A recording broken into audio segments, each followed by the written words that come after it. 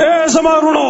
اے زما خویندو لږ برداشت کار والی لږ پر خپل خواهش کنټرول وکئ ستاسو د دې غلط حرکت د وجې نه ستا عزتمن پلار په معاشره کې بې عزته شي رسوا شي سترګو غړېدونه نوځي نن ستا د دې غلط حرکت د وجې نه د چا په جرګه کې هغه نشي کېناستلی ستا مور او پلار د غم خادۍ نه ووتله نن هغه د چا غم خادۍ نه نشي تللی ستا د 15 منټو د 10 منټو د خواهشاتو د پوره کولو په وجه باندې ستا عزتمن خادران لاړ د خاورو سره د هغې عزت ملاو شو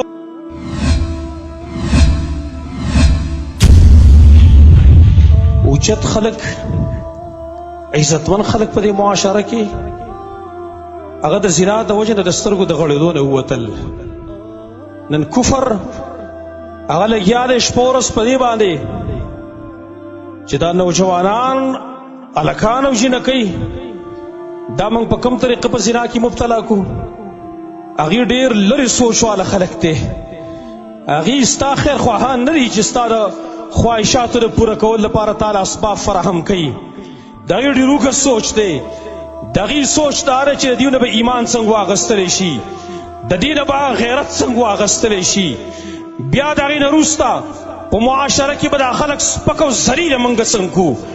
د خلکو د سترګو د غړېدو نه موږ څنګه وباسو د هغې مشن هم دغه مشن دی نن کفار چې لګیا دي خپلې زنانه چې بربنډوي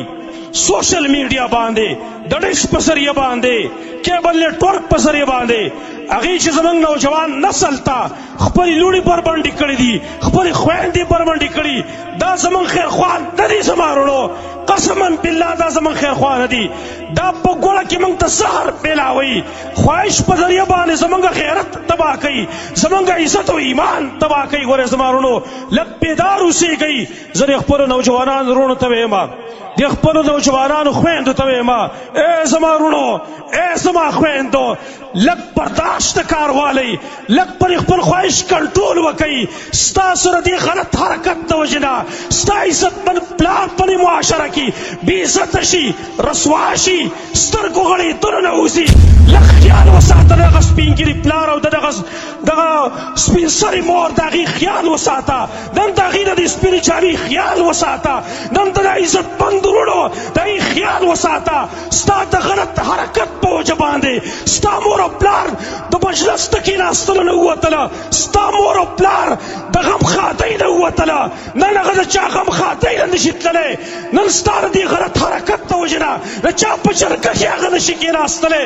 نن ستا د 15 منټو د 10 منټو د خواهشاتو د پوره کولو په وجه باندې ستا عزتمن خادران لاړ د خاورو سره د هغې عزت ملاو شو نن ته دومره غیرت په تا کې نشته تا کې دومره حیا نشته چې د خپل مور خیال وساتې د خپل پلار خیال وساتې ته